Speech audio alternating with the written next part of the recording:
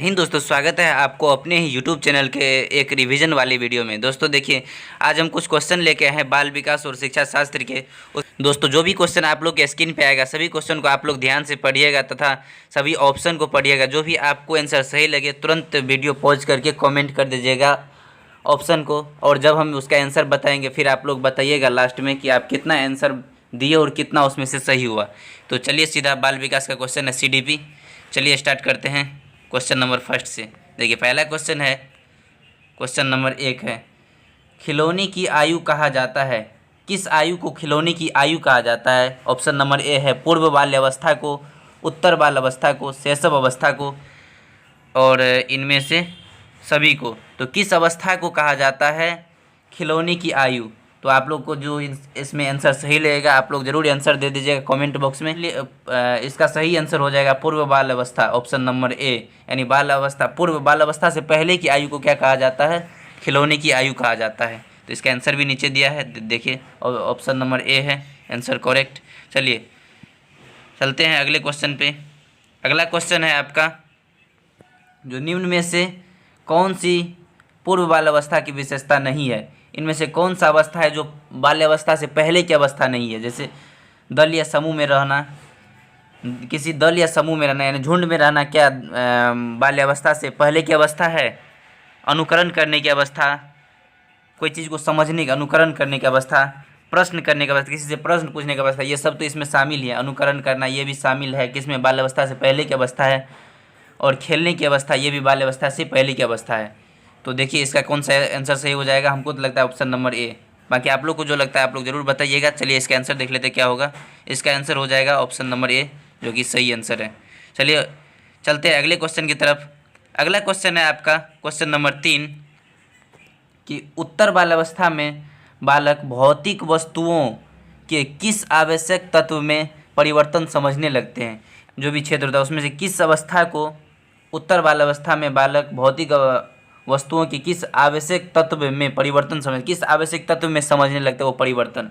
तो किस में समझने लगते हैं? द्रव्यमान में। क्या द्रव्यमान में समझते हैं? हाँ, द्रव्यमान में समझते हैं। द्रव्यमान और संख्या, संख्या में भी समझते हैं और द्रव्यमान में समझते हैं, दोनों हो।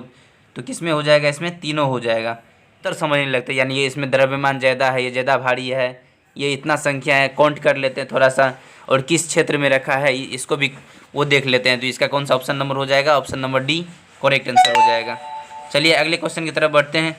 अगला क्वेश्चन है आपका क्वेश्चन नंबर 4। क्वेश्चन नंबर 4 क्या बोल रहा है? देखिए, किस विकास का अर्थ है, यानी विकास का क्या अर्थ है? तो इस क्वेश्चन को देख के आप लोग जो भी आंसर होगा आप लोग दे दीजिएगा कमेंट बॉक्स में। चलिए ऑप्शन नंबर ए है परिवर्तनों की उत्तरोत्तर श्रृंखला।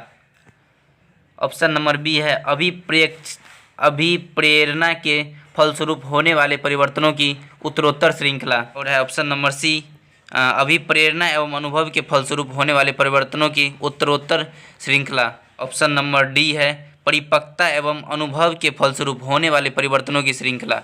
परिपक्वता एवं अनुभव, उसमें जो अनुभव हो रहा है, और परिपक्व किसी चीज़ में जो परिपक्व हो रहा है उसके फलस्वरूप होने वाले परिवर्तन, यानी उसमें जो परिवर्तन हो रहा है यही हो गया उसके विकास का अर्थ हो गया। उसी को कहते हैं विकास होना, यानी उसमें जो परिवर्तन हो रहा है उसी को कहते हैं विकास होना। तो इसका ऑप्शन नंबर क्या हो जाएगा?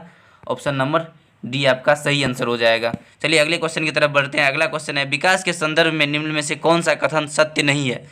यानी विकास जो किसी में हो रहा है उसके संदर्भ में कौन सा इसमें से ऑप्शन है जो गलत है, यानी सही नहीं है? तो चलिए देखते हैं ऑप्शन नंबर ए क्या बोल रहा है। ऑप्शन नंबर ए है विकास की प्रत्येक अवस्था के अपने खतरे। विकास की प्रत्येक अवस्था के अपने खतरे। ऑप्शन नंबर बी है विकास बढ़ावा देने से नहीं होता है, किसी को बढ़ावा दे देने से विकास नहीं होता, ये बोल रहा है। और ऑप्शन नंबर सी है विकास सांस्कृतिक परिवर्तनों से प्रभावित होता है। कोई सांस्कृतिक में या संस्कृति में जो परिवर्तन हो रहा है उससे विकास जो है प्रभावित होता है। क्या ये ऑप्शन सही होगा? विकास के संदर्भ में कौन सा कथन सत्य नहीं है, यानी गलत है? तो विकास की प्रत्येक, ऑप्शन नंबर डी है विकास की प्रत्येक अवस्था की अपनी विशेषताएं हो, किसी को बढ़ावा देने से विकास नहीं होता है, इसमें ये ऑप्शन दिया है सही। तो इसका ऑप्शन नंबर हो जाएगा ऑप्शन नंबर बी, विकास उकसाने या बढ़ावा देने से नहीं होता है, यानी उकसाने या बढ़ावा देने से विकास होता है, ऐसा ही बोलना चाह रहा है। चलिए अगला क्वेश्चन की तरफ बढ़ते हैं। अगले क्वेश्चन है, निम्न में से कौन सा विकासात्मक कार्य उत्तर बाल्यावस्था के उपयुक्त नहीं है? यानी बाल्यावस्था के बाद वाला कौन सा विकासात्मक कार्य नहीं है? ऑप्शन नंबर ए है सामान्य खेलों के लिए आवश्यक शारीरिक कुशलताएं सीखना। ऑप्शन नंबर बी है पुरुषोचित या धियोचित सामाजिक भूमिकाओं को प्राप्त करना। ऑप्शन नंबर सी है आत्मनिर्भरता प्राप्त करना। हम उम्र बालकों के साथ रहना सीखना। तो इसमें क्या बोल रहा है, निम्न में से कौन सा विकासात्मक कार्य उत्तर बाल्यावस्था में कौन सा ऐसा कार्य है जो बाल्यावस्था के बाद उपयुक्त नहीं है, करना सही नहीं है? तो इसमें ऑप्शन नंबर क्या हो जाएगा, पुरुषोचित या धियोचित सामाजिक भूमिकाओं को प्राप्त करना। ये जो है ये बाल्यावस्था के बाद सही नहीं है करना।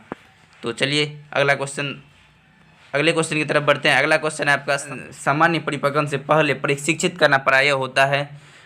ऑप्शन नंबर ए है इसमें। देखिए, सामान्य कौशलों के निष्पादन के संदर्भ में बहुत लाभकारी होता है। ऑप्शन नंबर बी है कुल मिलाकर हानिकारक होता है। ऑप्शन नंबर सी है दीर्घकालिक दृष्टि से लाभकारी होता है। ऑप्शन नंबर डी है लाभकारी हो या हानिकारक, यह इस पर निर्भर करता है कि प्रशिक्षण में किस प्रकार की विधि का प्रयोग होता है। तो आप लोग को जो इसमें आंसर लगेगा सही वो दे दीजिएगा। चलिए बताते हैं इसका आंसर कौन सा सही हो जाएगा, में प्रयोग किया गया है। इसका हो जाएगा ऑप्शन नंबर डी, जो कि लाभकारी हो या हानिकारक, यह इस पर निर्भर करता है कि प्रशिक्षण में किस प्रकार की विधि का प्रयोग किया गया है। सामान्य परिपक्वन से पहले प्रशिक्षित करना प्रायः इस प्रकार का होता है। क्वेश्चन नंबर 8 को आप लोग ध्यान से देख लीजिए। 8 का आंसर आप लोग कमेंट सेक्शन में बता दीजिएगा, उसका आंसर सही हो जाएगा ऑप्शन नंबर ए। चलिए अगला क्वेश्चन की तरफ बढ़ते हैं। अगला क्वेश्चन है, सकारात्मक दंड का निम्न में से कौन सा उदाहरण है? सकारात्मक यानी दंड देते हैं, उसमें कौन सा ऐसा सही दंड देना सही है? तो ऑप्शन नंबर ए है मित्रों के द्वारा उपहास करना, मित्रों के साथ समय बर्बाद करना।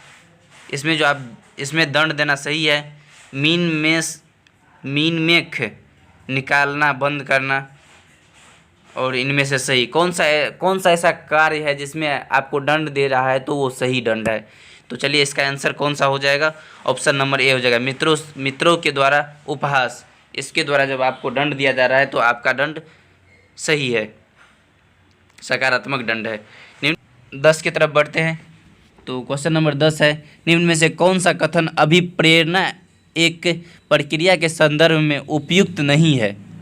अभिप्रेरणा एक प्रक्रिया के संदर्भ में, अभिप्रेरणा जो एक प्रक्रिया के संदर्भ में उपयुक्त नहीं है, कौन सा कथन इसमें से सही है? यह व्यक्ति को लक्ष्य की ओर ले जाता है। ऑप्शन नंबर बी है यह व्यक्ति की शारीरिक आवश्यकताओं की संतुष्टि करता है। ऑप्शन नंबर सी है यह मनोवैज्ञानिक आकांक्षा को प्राप्त करने में सहायता करता है। ऑप्शन नंबर डी है यह व्यक्ति की अप्रिय स्थिति से दूर रखता है। तो आप लोग को जो आंसर इसमें सही लगेगा दे दीजिएगा कमेंट में। चलिए इसका सही आंसर हो जाएगा आप लोग को ऑप्शन नंबर डी, यह व्यक्ति की अभिप्रिय स्थिति को दूर रखता है। तो चलिए इसी के साथ आज की वीडियो को यही समाप्त करते हैं। मिलते हैं फिर इसी में, जैसे 100 क्वेश्चन है इसमें, तो और अगले क्वेश्चन में जो भी इससे आगे जो भी क्वेश्चन होगा उसको लेके मिलते हैं इसी चैनल पे। तो आप लोग ज़रूर चैनल को सब्सक्राइब कर लीजिएगा।